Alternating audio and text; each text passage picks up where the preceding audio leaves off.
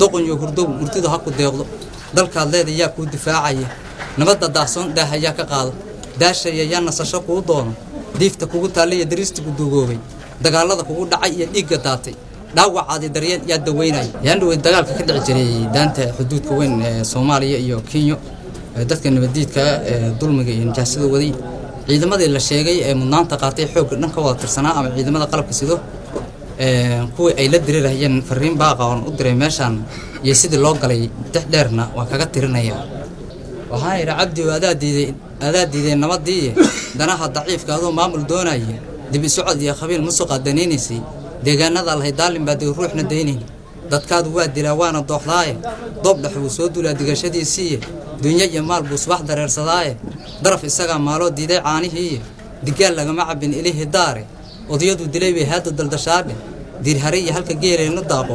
deganka calcado waa dil iyo naafayn daalin baad degay ruuxna deyneen diintu ilaah soo dejiyay wada firayaan diinta nimo ilaah la doonto jooga daartiisa dikriga ilaah iyo nabiga ku sallinaayo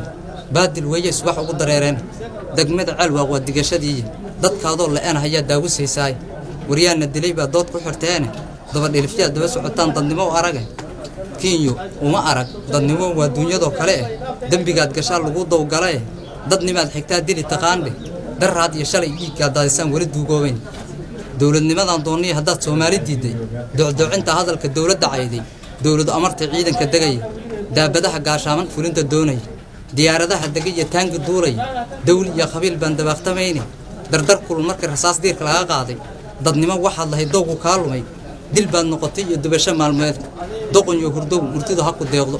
dalkaad leedahay ku difaacaya nabadda daasoon daahaya ka qaado daashaya yaa nasasho ku doono diifta kugu taaliya dariistu ku duugoobay dagaalada kugu dhacay iyo dhiigga daatay dhaawacaadi daryeel yaa daweynay